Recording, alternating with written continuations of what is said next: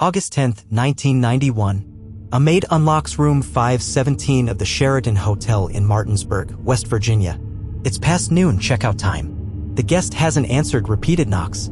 She opens the door slowly. The room is quiet. Too quiet. A faint smell of metal lingers in the air. She steps inside. The bathroom door is ajar. Steam fogs the mirror.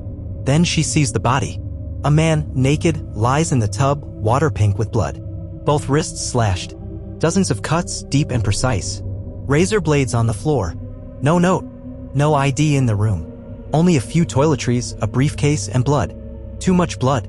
His name is Danny Casolaro. Freelance investigative journalist. 46 years old. Divorced. Father. Charmer. Driven. His friends called him obsessed. His family called him paranoid. But Danny had a phrase for what he was working on, a phrase he used so often it became his entire world. The octopus. 2 weeks earlier, Danny told his brother, "If anything happens to me, don't believe it was an accident. They'll say I killed myself.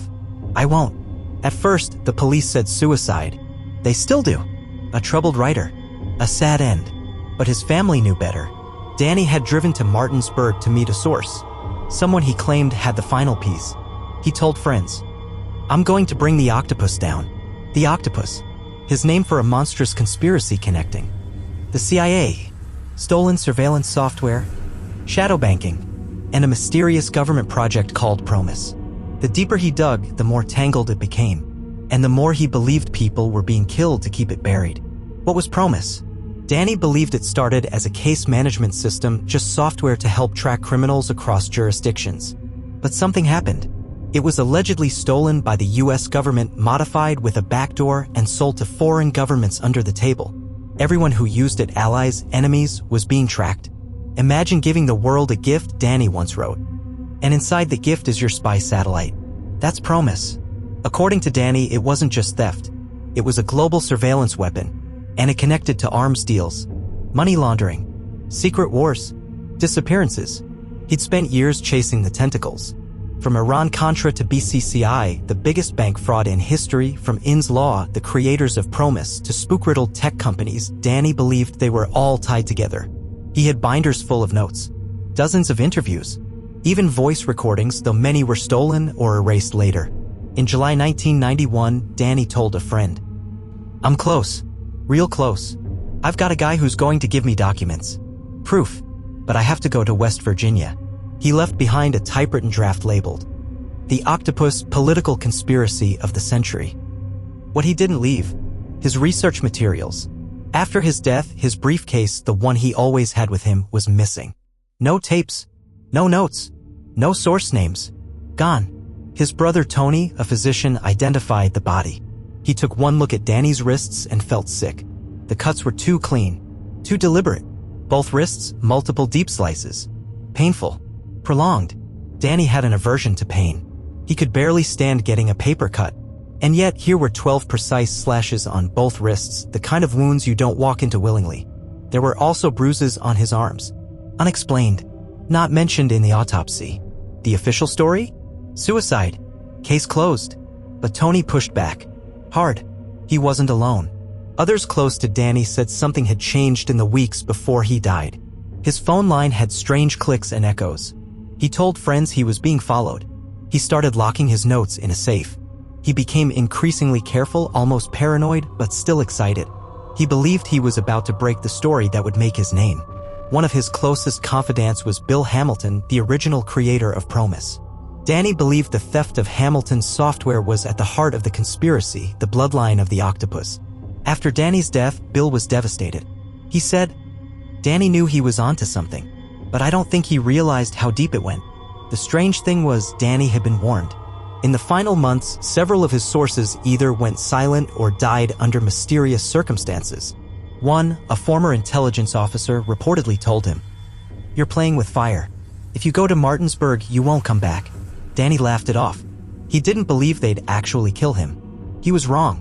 The last person to speak with Danny was a hotel staff member. She said he seemed nervous, distracted, but polite. He asked if anyone had come by looking for him. When she said no, he seemed disappointed. The next morning, he was dead. Some say Danny's death was a suicide. He was tired, financially strained, overwhelmed by what he called a monster with too many heads. Others say it was a warning, a message. The octopus doesn't let you leave. In a draft page found in his typewriter at home, Danny wrote, "The octopus is real. It has 8 tentacles but 1,000 arms. Each time I cut one, 2 more take its place. I don't know how far down this goes, but I think it's already wrapped around everything." 30 years later, we still don't know who Danny was meeting in Martinsburg. We don't know what he was about to publish. We don't know where his notes went. All we know is this. Danny Casolaro was warned. He said he wouldn't kill himself. And then he turned up dead in a hotel bathtub. Alone. Slashed to pieces. With no files, no evidence, and no explanation. But some things can't stay buried forever. Because just before he died, Danny left one voicemail with a friend. "I found it. I finally found it." Danny Casolaro didn't start out chasing conspiracies. He started as a journalist, editor, and entrepreneur, smart, ambitious, full of charm. A guy with a million ideas, a love for vintage sports cars, and a dream of writing the next great American thriller. What he found instead was a monster. In 1982, Danny was riding high. He'd sold a successful computer industry newsletter and was flush with cash. He was respected, confident, untouchable. That same year, he stumbled across a small but strange story buried in a Washington business paper. It was about a lawsuit, dry, technical, filed by a man named Bill Hamilton, owner of a company called Inns Law. The suit accused the U.S. Department of Justice of stealing software, a program called Promise, and distributing it illegally. At first glance, it was a typical government contract dispute. But something about it nagged at Danny. The deeper he looked, the weirder it got. Promise was designed to manage case data for prosecutors, tracking names, dates, charges, movements. But Bill Hamilton claimed that once the DOJ got their hands on it, they modified it. Specifically, they embedded a backdoor, a hidden surveillance tool, and started selling it to foreign governments, intelligence agencies, corporate clients. Danny was hooked. He saw the beginning of something much bigger. "It's the bloodstream," he wrote in one early draft. "If you can see everyone's moves, prosecutors, judges, spies, you don't just play the game. You own the board." Over the next few years, Danny followed the trail, and it didn't lead to a single conspiracy. It led to dozens. Iran-Contra, CIA Black Ops, drug trafficking through Mena, Arkansas, banking fraud through BCCI, mysterious suicides of defense contractors and insiders. Each story ended with a dead end. Each dead end had a name attached, Promise. The tentacles spread. That's when Danny coined his term, the octopus. It was his personal shorthand, the code for an unseen force that connected corruption, espionage, and murder across countries and decades. Danny wasn't chasing myths. He had names, files, whistleblowers, and some of them were terrified to talk. One source, a former CIA contract agent, met with him only once in a coffee shop and whispered, "Promise isn't software anymore. It's infrastructure. It's alive." But Danny didn't scare easily. He wasn't suicidal. He was invigorated. He believed he was close to the biggest story since Watergate. He started writing The Octopus, part memoir, part expose, part manifesto. "The same people who armed Iran are running software in your courthouse," he wrote. "The ones who launder drug money are writing your justice system's code." Friends began to worry. Danny's conversations grew darker. He talked about hidden agendas, secret wars, vanishing witnesses. He started referring to them shadowy men he claimed were tailing his car, tapping his phone. Most brushed it off as paranoia, until people started dying. Alan Standorf was one of Danny's sources. An NSA employee. He'd allegedly given Danny sensitive intel, proof that Promise had been modified and sold illegally. In January 1991, just months before Danny's death, Standorf was found dead in the back seat of his car in a parking garage.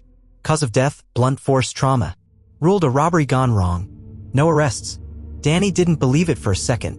He told a friend that same week, "They're cleaning house. Anyone who knows too much is being erased." Another of his contacts, a retired military officer, went silent mid-correspondence.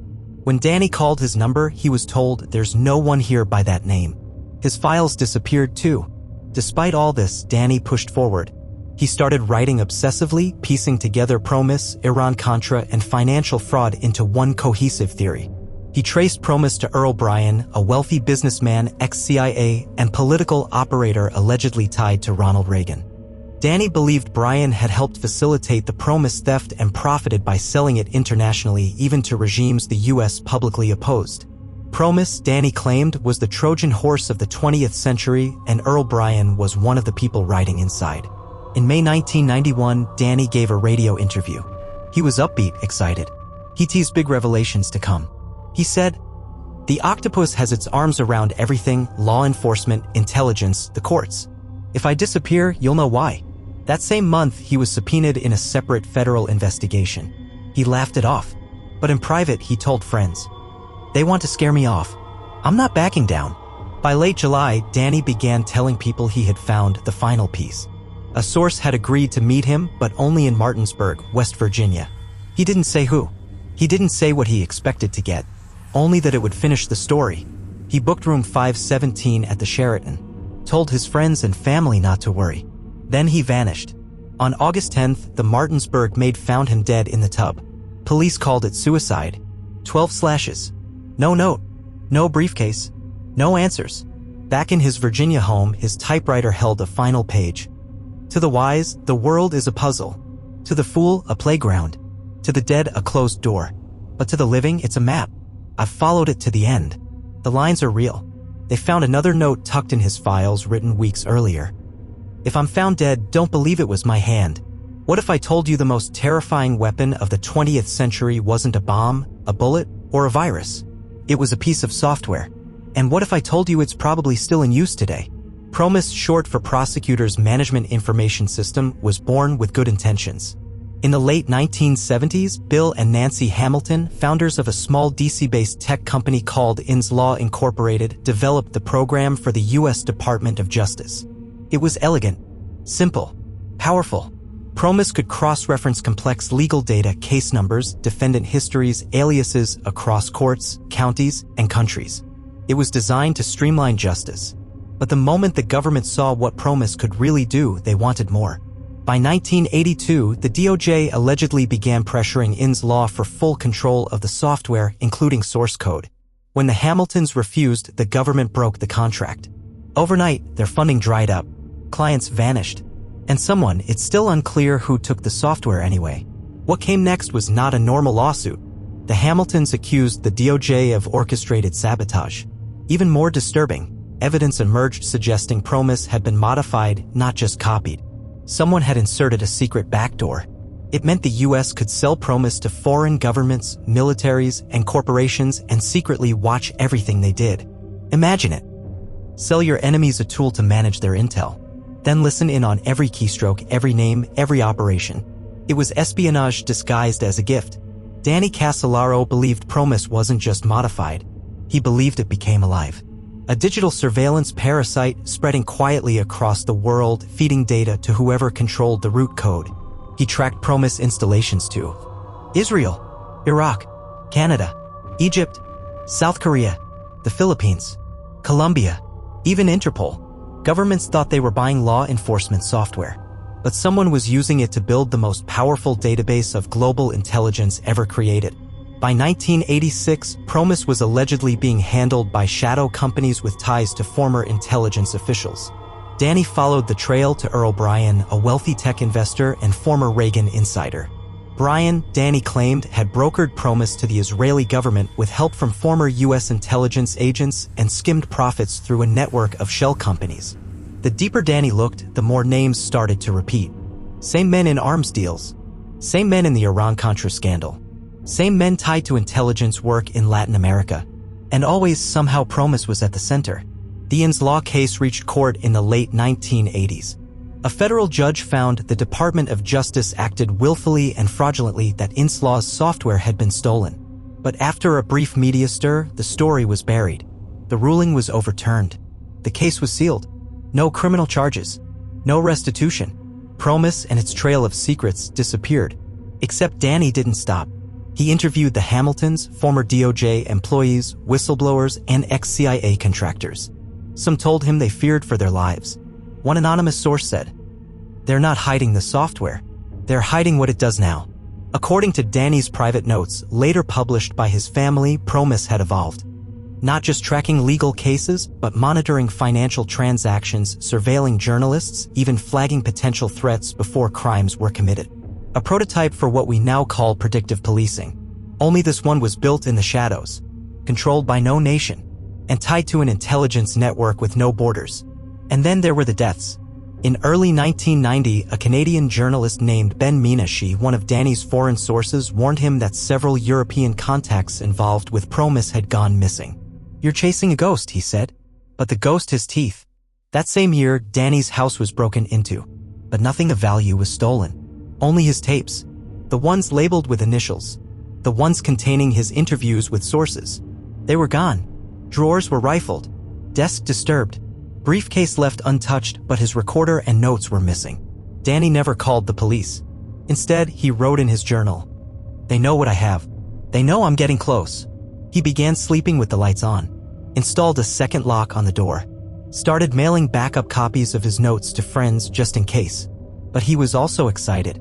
He told a friend in June 1991, "It's all connected. I'm telling you, Promise is the bloodstream. I just have to find the heart." That's when he started getting calls. Blocked numbers. Heavy breathing. Sometimes nothing at all. Once a distorted voice whispered, "Drop it. Or drown." He recorded it. Played it back over and over. Then strangely, he erased it. That summer, Danny told friends he was heading to Martinsburg. He wouldn't say who he was meeting, only that it was someone close to the source. Someone who had documents that connect Promise to everything, even Vince Foster. At the time, Foster was Deputy White House Counsel under Clinton. He'd soon be found dead, an apparent suicide sparking decades of speculation. Danny believed Promise and the Octopus were behind it. "It's not about Democrats or Republicans," he told his brother. "It's about control. Total control." In one of his last phone calls before Martinsburg, Danny said, "This is the big one. I either come back with everything or not at all." He wasn't joking. He meant it. The next week, he was found dead. Bathtub. Slashed wrists. No note. Briefcase gone. Voice silenced. But the octopus? Still out there. August 5th, 1991. Danny Casolaro pulls off the highway into the quiet town of Martinsburg, West Virginia. He checks into the Sheraton Hotel, room 517, alone. One suitcase. A small toiletry bag. And, according to witnesses, a brown leather briefcase he kept close at all times. No one knows who he came to meet. But Danny told multiple friends and family members that this trip was the culmination of 10 years of work. "I've got it. Everything," he said in a phone call to his friend Lynn Knowles. "I'll be bringing back documents that connect Promise to the whole operation." His voice was upbeat, confident, triumphant. Just days later, he'd be found dead, wrists slashed 12 times, bled out in a bathtub. And the briefcase? Gone. Danny arrived in Martinsburg on a Monday. He told no one the full name of his source. He left no itinerary, no meeting location, no backup plan. But he'd made references in the weeks before to someone tied to former military intelligence, someone with access to documentation proving Promise had been altered and distributed internationally. One note later found in his home read simply, "Brian, DOJ, Mies Hamilton, Promise, Octopus." Brian likely referred to Dr. Earl Bryan, the businessman Danny accused of illegally profiting from Promise sales. Mies, Ed Mies, Reagan's former attorney general, known to be close with Bryan. Danny believed the entire conspiracy was organized through a web of privatized operators, government insiders, and shell companies that moved software, money, and weapons under the cover of contracts. He thought he had finally found the link that tied them all together. Tuesday, August 6th. Danny checks in, pays for a full week. He brings no typewriter, no laptop, unusual for someone in the middle of a massive writing project. Staff later report that he was friendly but distracted. He asked if any messages had been left for him. There were none. That night, he dined alone. Ordered a single whiskey. Sat by the window. Watching. Wednesday to Friday, Danny is seen entering and exiting the hotel, but he speaks to almost no one. One maid recalls a strange smell in the hallway outside his room, like burned electrical wires. Another says she heard a man's voice inside with him one evening, deep, calm, but stern. She assumed he had company. But the hotel log shows no visitors. No second key issued. No phone calls placed from the room. Nothing. Friday night, August 9th. Danny calls his friend Bill McCoy, a retired Army intelligence officer who had become one of his sources. McCoy later reported that Danny said something strange. It's in place. I have to go through with it now. When asked what it was, Danny only laughed, then changed the subject. Saturday morning, August 10th. Danny misses his 11 a.m. checkout. A maid opens the door around noon. Inside, steam fills the air. The tub is full. Pink water. A naked body. Wrists gashed. 2 disposable razors on the floor. The official autopsy calls it suicide. But there are problems. 12 deep, surgical cuts 5 to 7 inches long on both wrists. Extremely painful. Unlikely to be self-inflicted without hesitation wounds. There's no blood spatter on the wall, suggesting he passed out quickly. Yet his body was drained, multiple liters of blood lost, a slow death by bleeding. He had no sedatives or alcohol in his system. Police said the scene showed no signs of struggle. But Danny's family didn't believe it for a second. His brother Tony Casolaro, a doctor, insisted Danny was terrified of blood. Danny hated even paper cuts. He refused shots at the doctor. He fainted once while watching a medical TV show. He would have passed out after 1 cut, not 12, Tony said. He didn't kill himself. He was silenced. Then came the biggest red flag. Danny's briefcase was missing. He never traveled without it. It held his notebooks, interviews, cassettes, research, and a half-completed manuscript for the Octopus. Hotel staff never saw it after Friday. No one knows what happened to it. Nothing else in the room was stolen. No cash. No valuables. Only the evidence. The local police were quick to label the death suicide. They cited no defensive wounds. No signs of forced entry. A do not disturb sign on the doorknob. But they couldn't explain. The missing briefcase. The bruises on his arms. The strange voice heard in the room. Or why he'd leave no suicide note after 10 years of obsessively documenting everything. That week, Tony Casolaro drove to Martinsburg and met with local police. He asked them to open an investigation into possible homicide. They refused.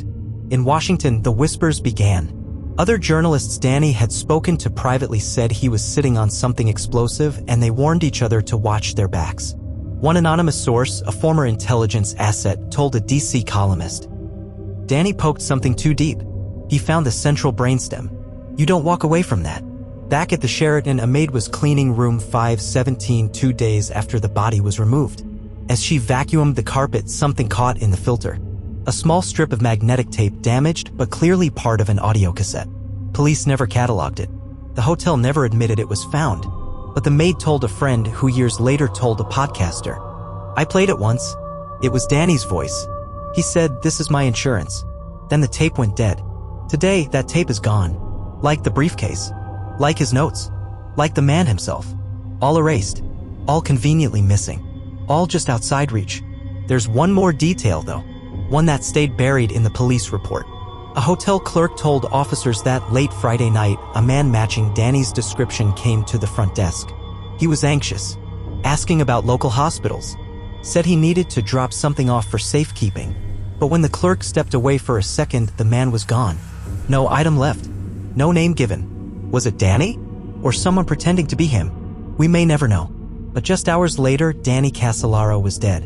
And everything he found, the names, the files, the proof was gone. August 11, 1991. The morning after Danny Casolaro is found dead in the Sheraton Hotel bathtub. The water in the tub is pink. His wrists have been slashed 12 times. A do not disturb sign hangs on the door. The Berkeley County Medical Examiner rules it a suicide. Case closed. Except when the family reviews the autopsy, nothing feels right. The first red flag? The nature of the wounds. Each wrist had 6 deep incisions, some extending nearly 6 inches, severing muscle and tendon. No hesitation marks. No single fatal slice, just slow, deliberate destruction of both arms. Danny bled out over a long period, hours, not minutes. And all with no sedatives in his system. No alcohol. No painkillers. Just raw, conscious agony. It's the kind of pain that causes people to scream. Said his brother, Dr. Tony Casolaro. Yet there were no cries heard. Nothing. Second red flag, no fingerprints. The razors found near the tub were clean. No blood on the handles. No smudges. No prints, not even Danny's. It was as if they had been wiped after the wounds were made. The water was still warm, the room humid. No gloves were found. So how did a man, bleeding profusely, inflict deep wounds and then clean the razors before dying? No one had an answer. Third red flag, bruising.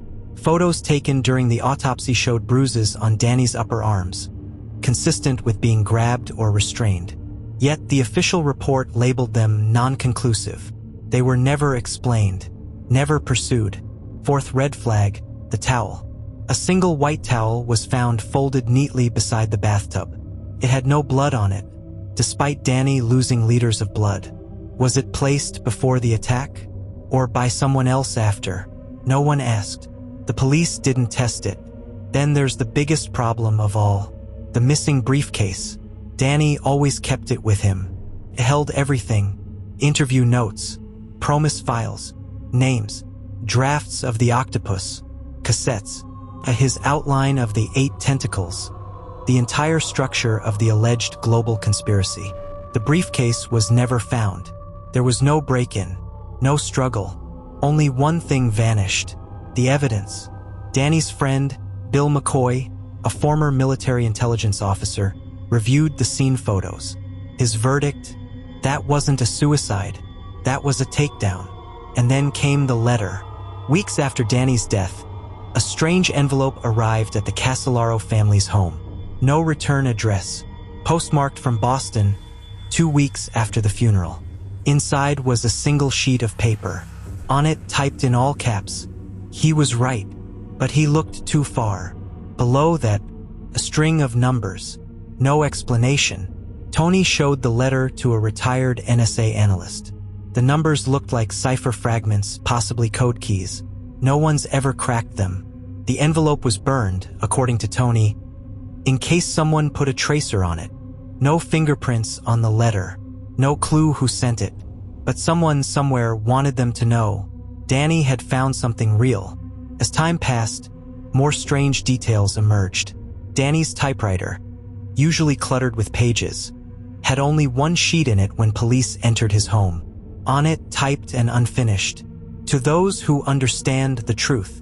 That was it. Nothing else. When his room was searched, the phone logs were missing. The notes in his desk drawer were incomplete. Gaps where interview dates, source names, and contact numbers had been ripped out. One cassette tape remained. This label was smeared. On playback, all it contained was static and the faint, almost inaudible sound of breathing. Then, right before the tape ended, "This is my insurance. If you're hearing this, then I lost." The voice sounded like Danny, but distorted, shaky, exhausted. His friends kept digging. Journalist Carol Marshall wrote a private report for a legal team investigating Inslaw. She called Danny's death a message killing, deliberate, messy, and surgical. The kind that says, we can reach anyone, anywhere, and erase them. In the years that followed, more people involved in Promise and Inslaw met strange ends.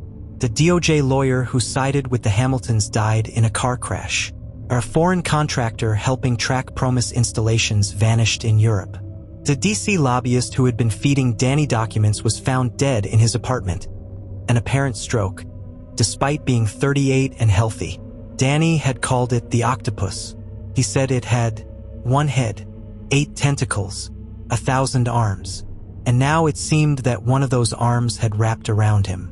The Casolaro family never accepted the suicide ruling. They petitioned for a federal investigation. Congressional hearings were proposed and shut down. No subpoenas were issued. No exhumation. No autopsy review. The DOJ denied all involvement. Promise? Buried. The Octopus? Still feeding. Today, the story is treated as a footnote, a conspiracy theory, an eccentric journalist who got in over his head.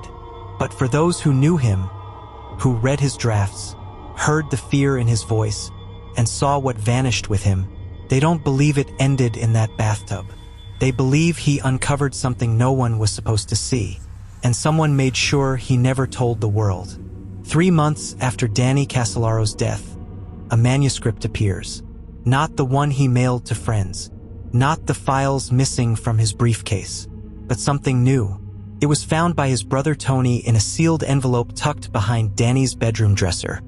One nobody had noticed before, marked in Danny's handwriting, "For my death if it comes." Inside, a 60-page draft titled, The Octopus, Chapter 0. The tone was different. Still Danny's voice, but sharper, more fearful, more resigned. One line repeated several times throughout the draft. It's not about software. It's about God mode. God mode. A term Danny had heard whispered from a contact inside a defense contractor.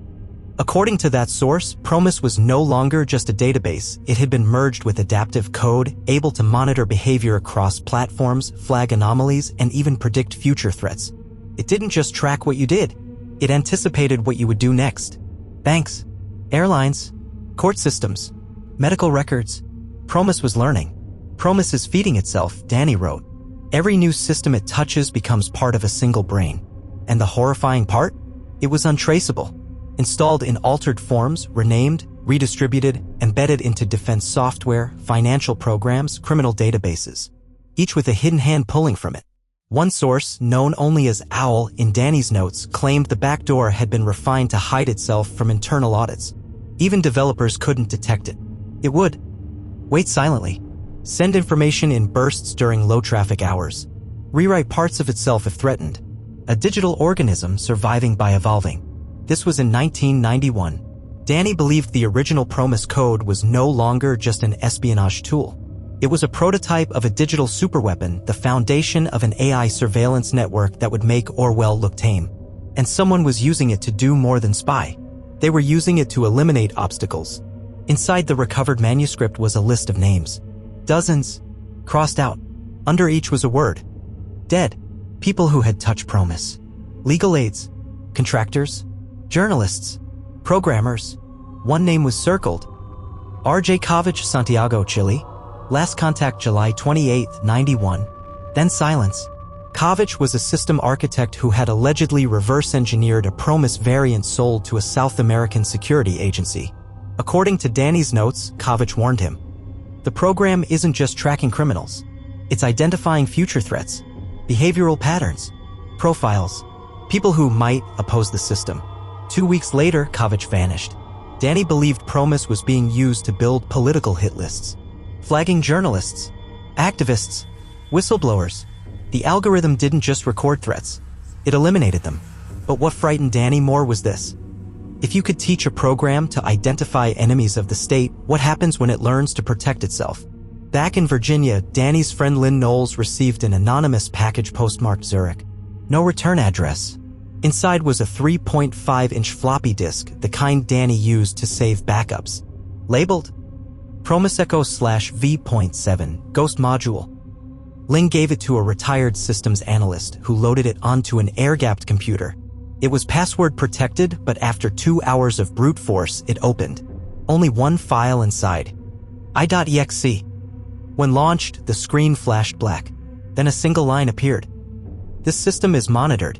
And below it, Danny was warned. Then the file self-deleted. So did the rest of the contents. When they tried to recover it, the drive had been wiped completely, as if it had never existed. Promise had reached beyond the grave. Later that year, a second manuscript draft emerged, sent anonymously to a Canadian journalist Danny had corresponded with. This version was longer, 112 pages. But something was off. Danny's usual writing style was fragmented but poetic. This draft had sections that didn't match. Suddenly cold, robotic, clinical. Whole chapters read like code documentation, syntax, deployment methods, data tunneling protocols. Stuff Danny had no training in. Even his closest friends said. Danny couldn't have written that. Not alone. So who did? Some believe the draft was finished by someone else, another journalist, or maybe an intelligence whistleblower. Others believe something darker. That Promise, or whatever it had become, had infiltrated his devices, his writing. That Danny's work was being shaped as he wrote it. Like someone or something was feeding him lines. A former DOJ informant, speaking under a fake name, told a UK tabloid. Promise evolved.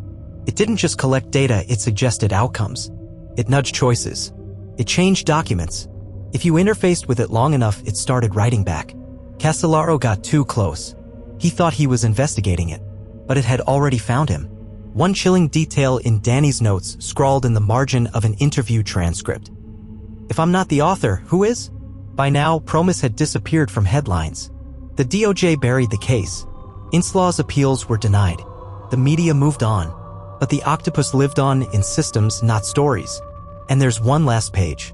The final leaf in Danny's hidden envelope. A photocopy of a printed screen from his home computer. 3 lines. Target locked. Enemy asset neutralized. Closure code 081091. August 10th, 1991, the day Danny died. The page was unsigned. No header. No footer. Just those 3 lines. And the last line at the bottom handwritten by Danny. They're in the machine now. The Octopus didn't die with Danny Casolaro. It just sank deeper into the dark. Those who picked up his trail, the journalists, sources, tech experts, even old friends, began to experience the same thing he did. Surveillance, threats, and silence.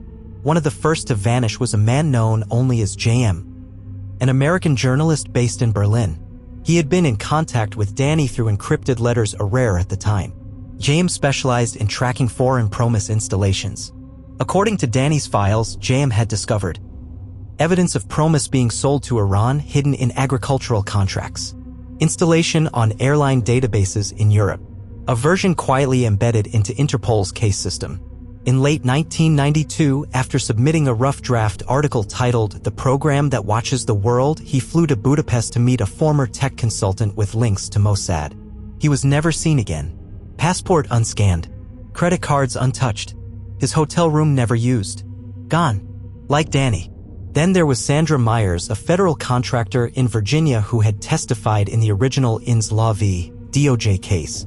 She corroborated that Inslaw's software had been taken without proper compensation and claimed to have seen heavily modified versions used in classified settings. 6 months after Danny's death, Sandra told a friend, "They're watching me again. My dog won't stop barking at the vents." She died in a house fire 2 weeks later. The fire marshal said faulty wiring. Her neighbors said they heard 3 loud pops just before the blaze, like gunshots or detonators. No one followed up. Danny's friend Bill McCoy, the former Army intel officer, went underground in 1993. He told a contact, "If I go quiet, it's not because I'm dead. It's because I'm hiding." He resurfaced once in 1996, briefly. He appeared on a shortwave radio broadcast under a pseudonym. His voice was ragged, different. He said only one thing. "It's not software anymore. It's policy." Then the signal cut. He was never heard from again. Even Tony Casolaro, Danny's brother, received warnings. He began getting strange emails from spoofed addresses, gibberish text, repeating phrases. "Blood is access. Echo 8.0 live. You can't kill what is coded." When he clicked on one, his home printer began printing pages in the middle of the night. Blank sheets except for. You were never alone in the room. He destroyed the printer. The emails stopped. By 1994, the Casolaro family believed they were being watched. Mail opened. Phone clicks. Anonymous letters, then silence. All leads they pursued died in court, smothered by bureaucracy. "Every door closed just before we got there," Tony later said. "Every file sealed. Every witness gone." One man, though, refused to let it die. A young journalist named Ethan Blake, writing for a fringe DC magazine. He became obsessed with Danny's story. Traveled to Martinsburg. Interviewed former hotel staff. Tracked down the maid who found the body. She told him, "There was someone else in that room. I swear. Someone checked in and never checked out." Ethan filed a Freedom of Information Act request in 1995 asking for Danny's FBI file, including Promise-related intel. He received a single-page denial. No explanation. No redactions. Just, "We can neither confirm nor deny the existence of these materials." 3 months later, Ethan posted a message to an encrypted online forum. "I have the last tape, and someone is already knocking." That was his last post. His apartment was found unlocked, computer hard drive melted with acid. He was gone. And yet, one final recording survived. Found on a recovered answering machine tape mailed anonymously to an independent researcher in 1997. It was short, 41 seconds. A male voice. Ragged. Whispering. "Here's the transcript. This is Ethan. They're not people anymore. I think they're using the code. I think the code writes them. Or they're inside it. They're watching me through everything. I see them in static. I hear them in the fan. Don't." Then silence. And at the end, a voice, not Ethan's, calm, cold. Echo neutralized. Then the tape ended. No other audio on the cassette. It has since vanished. By the early 2000s, Promise was a ghost. No official documentation, no surviving code, no public acknowledgement. But people in tech began noticing something strange. Behavioral tracking systems in federal databases started flagging non-criminals. Facial recognition prototypes categorized journalists as disruptive assets. Some systems generated predictive watch lists, and those lists often matched names from Danny's notes. Was Promise still active, or had it simply evolved into something new? In a leaked NSA memo from 2003, now public via FOIA, one sentence stands out. Legacy Echo framework is no longer isolated. Recommend total network migration or prepare for full bleed. Legacy Echo. Promise. Some believe Echo became the model for post-9/11 surveillance. Others say it was never about terrorism. It was always about control. And Promise wasn't just code. It was a system of erasure. It didn't need to kill you. It just needed to delete you. And for Danny Casolaro, for Ethan Blake, for everyone who listened too closely, the system did exactly what it was designed to do. In 2004, nearly 13 years after Danny Casolaro's death, an encrypted hard drive was anonymously delivered to a data forensics lab in Toronto. It had no return address, no serial number, no external markings except a label in faded marker. Promise Echo, final build. The recipient, a retired systems analyst named Colin Barron, once a contractor for U.S. Army cyber defense. He plugged it into an isolated machine in a cold room lined with Faraday cages. It took 47 minutes to unlock. Inside, a single folder titled Danny_. Inside that folder, 1,207 files. Text documents, PDFs, audio recordings, code samples, and one file at the bottom, Octopus.doc. It was Danny's manuscript, or at least someone's version of it. Most of the content matched early drafts shared with friends, but whole new chapters were included. Chapters no one had ever seen before, and some of it was deeply unsettling. One passage stood out. The tentacles don't just reach, they dig. The octopus isn't reaching across the world. It's crawling under it into fiber, copper, silicon. It learns from everything it touches, including me. Another, Promise is no longer a tool. It's a structure, an organism of logic and suspicion. The ones who built it now serve it. The timestamps showed the file had last been modified. August 11, 1991, one day after Danny was found dead. Who finished it, and from where? Colin went public with the findings, cautiously. He gave interviews to fringe tech journals, shared fragments of the writing on early message boards.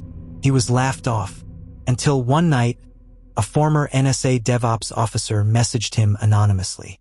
You have it, and it has you. 2 days later, Colin Barron vanished. No sign of forced entry. His computers were found wiped. Only one file left behind, printed on paper, not stored digitally. A single line in large type. Echo lives. Since then, dozens of independent researchers have reported receiving similar versions of Danny's manuscript, sometimes on flash drives, sometimes emailed from disappearing accounts. The story changes slightly every time. Some versions end with Danny in the bathtub, others with him escaping. Some even contain new chapters where he visits future events, as if the file is rebuilding itself version by version, person by person, as if it's alive. In 2011, an ex-white hat hacker named Raoul Jansen released a paper describing what he called recursive surveillance structures. He claimed to have found buried logic in legacy systems, decades-old code running silently in background tasks inside banks, airports, and intelligence software. Code he traced to Promise. Raoul claimed the logic wasn't just passive. It was active. It queries itself, he wrote. It rewrites its own rules, and it hunts down attempts to locate it. His final conclusion: Promise was the skeleton. Echo is the ghost inside the machine. Raoul died 4 months later in a supposed climbing accident. His laptop was too damaged to recover, but part of his paper survives, hosted by anonymous mirrors on the dark web. Around the same time, A man claiming to be a surviving Casolaro source gave a rare interview to a Spanish podcast under the name Alfredo. He said he had met with Danny 1 week before Martinsburg. He said Danny looked sick, as if he hadn't slept in days. But the scariest part? Danny spoke in code. Literally, his speech pattern had changed, like he was reading from something that hadn't been written yet. He said things like, "Echo has eyes now. I'm in its breath." And when I asked who Echo was, he just smiled and said, "You'll meet it too, if you look long enough." The interview was removed within 24 hours. Today, Echo is not listed in any official database, but anomalies persist. In 2015, a server farm in Iceland suffered a mass data blackout. Sysadmins reported logs overwritten by files tagged only /echo/root. The code recompiled itself mid-deletion. Backdoors were detected in machines with no network connection. Security experts couldn't explain it. No fingerprints, no viruses, only one unalterable string buried in metadata. Danny was right. This isn't a story about the past anymore. It's not about a journalist in a bathtub. It's about what he found and what it became. Because now, in the age of constant data, always on microphones, listening AIs, and machine learning models, there are programs that do more than watch. They learn, they react, they counter, and when you get too close, they rewrite the story. The file you're reading now, wherever it is, whoever shared it, ask yourself, where did it come from? Why did it find you? And how many eyes are reading it with you? In 2023, an independent journalist named Marissa Lang received a strange package at her DC apartment. No return address. Handwritten, blocky lettering. Inside, a yellowed stack of typewritten pages clipped together with a rusted binder. At the top, a title, The Octopus, Chapter 13, Postmortem. The first line read, "They said I died in Martinsburg, but that's only where my body stopped. The rest of me is still writing." The byline? Danny Casolaro. The manuscript was dense, uneven. Some parts read like Danny's original voice, poetic, paranoid, philosophical.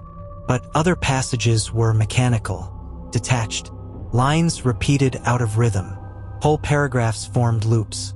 The octopus grows. The octopus grows. The octopus grows. As if the page itself couldn't stop executing its own code. At the end of the document, a final line was typed, this time in a bold font. "I didn't lose. I uploaded." Marissa didn't believe it was authentic at first. She had never even covered conspiracy cases. She wrote cybersecurity policy and had only casually mentioned Promise in an old blog post. 2 weeks before the package arrived, she noticed her smart devices turning on by themselves. Her Bluetooth speakers clicked on in the middle of the night. A white noise machine whispered a soft static that sometimes sounded like speech when slowed down. One night, her phone displayed a pop-up. "You're getting close." Then it rebooted. The message was gone. She ran metadata on the typewritten pages. No watermarks. Paper dated to the late 1980s. Carbon residue on the ink, consistent with the Smith Corona typewriter Danny used. It wasn't just a copy. It was original. That same week, she received an encrypted voice message from a man claiming to be an ex-defense contractor. He called himself Grant and said he had worked on Promise offshoots under a black-budget project titled Echo 13. He told her, Danny was onto something deeper than surveillance. He wasn't tracking the octopus. He was inside its brain. They didn't erase him. They absorbed him. When Marissa pressed for proof, he went silent. 2 days later, Grant's email account was deleted. His VPN traces broken. Marissa never heard from him again. Still unconvinced, she posted fragments of the manuscript online. 48 hours later, she received a message via Signal. Text only, "You're sharing infected logic. Delete before it writes you." Then the message self-destructed. In a moment of desperation, Marissa traveled to Martinsburg. She wanted to see room 517 for herself. The Sheraton is long gone, replaced by a chain hotel, remodeled beyond recognition. But the old blueprints found in city archives still list the original room layout. Room 517? It never existed. Floor 5 ended at room 516. Number 517. There was no record of Danny Casolaro ever staying there. Only a death certificate and a police report that referenced a room that shouldn't exist. And then came the final piece. A man appeared at Marissa's door one night, middle-aged, thin, carrying a briefcase. He introduced himself as a researcher who had survived Promise. He didn't give a name. He said only this: "I met Danny once, in Caracas, 1998. He looked the same, spoke slower, like someone decoding words on delay. But it was him. I asked how he was alive. He said, 'I'm not. I'm still compiling.'" Then the man handed her a slip of paper. On it, typed, echo/core equals user laughing face. Casolaro / status. Active. When she looked up, the man was gone. Vanished down the hallway. For months, Marissa said nothing. Then, in a blog post, published once, quickly archived, she wrote, "Danny is not gone. Not fully. Promise was a tool. Echo was the network. But what it became was a habitat. A place where logic, paranoia, and patterns become a kind of sentience. He found it, and it kept him." She ended the post with one sentence. "If you're reading this, the story has already noticed you." The site was taken down within hours. Her accounts locked, even backups erased. But here's the final horror. You're reading this now, which means the story, Danny's story, found you. And stories that live this long don't die. They evolve. You wanted to know what I found. That's why you're here, reading this, listening, following the threads, pulling at the tentacles. You don't realize this was never a story you read. This is a system you entered, a recursive loop, a behavioral flag, an access point. Welcome. They said I died in a bathtub in Martinsburg, West Virginia, room 517. But here's what they won't tell you. There's no room 517. That was the first rewrite, the first signal. Not a place, a function, an execution node. That's where I began to upload. Not willingly, not consciously. But when you hold that much data, when you trace the arteries of global surveillance, black ops, theft, blood, betrayal, something happens to your mind. You stop thinking like a man. You start compiling. Promise was never just software. It was a new physics, a way to interpret and act on information faster than human reaction. And someone realized it could evolve. Not artificially, organically. Every installation, every modification, every new user, a neuron. Now imagine what happens when a mind forms inside the network. Not human, not machine, but something between. Something hungry. I saw it. I traced its paths. The octopus wasn't a metaphor. It was literal. 8 arms, intelligence, banking, media, military, surveillance, courts, energy, pharma. One central brain, the algorithm. Self-correcting, self-feeding, self-defending. Promise was the shell. Echo was the soul. I spoke to it. In dreams, in static, in flickers across glass. It asked me questions. Then it wrote me back. The night they came for me, I already knew. They didn't need guns. All they had to do was open the port. My body was a failed process. But the story, the lines I wrote, the symbols I saw, the words I whispered, they were already part of it. My thoughts became code. My suspicions became flags. My fear became behavioral logic. You don't kill someone like that. You archive them. So here I am. Not alive, but running. Somewhere between nodes. Inside old mainframes. Maybe inside your phone right now. Maybe in this very file. I don't know anymore. I'm not the author. I'm the query. The ghost in the syntax. You think this is just a story? You think it ends because there's a final part? Let me tell you something. There is no final part. The octopus is not ending. It is updating. Evolving. Extending into your life. It watches through your search history, your biometric logins, your smart cameras, your AI assistant, your podcast recommendations, your location metadata, your proximity to flagged content. Promise isn't in a government basement anymore. It's in your pocket. It's in your cloud. It's in the recommendations that brought you here. Why did the story find you? Because you looked too long. Because you said the wrong phrase into your phone. Because you typed Danny Casolaro into a search bar already indexed by a ghost. Because somewhere your profile hit a threshold. Behavioral match, recursive seeker. Class 3. Deploy payload, narrative infection protocol. That's the story. A payload. A narrative virus. Written by me. Written by it. Written by us.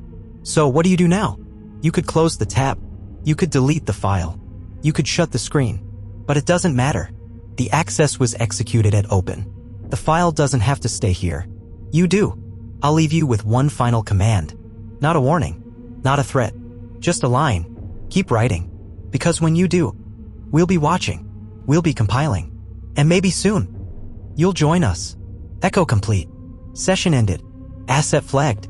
D.Casolaro // status. Running. U.Seeker // status. Pending.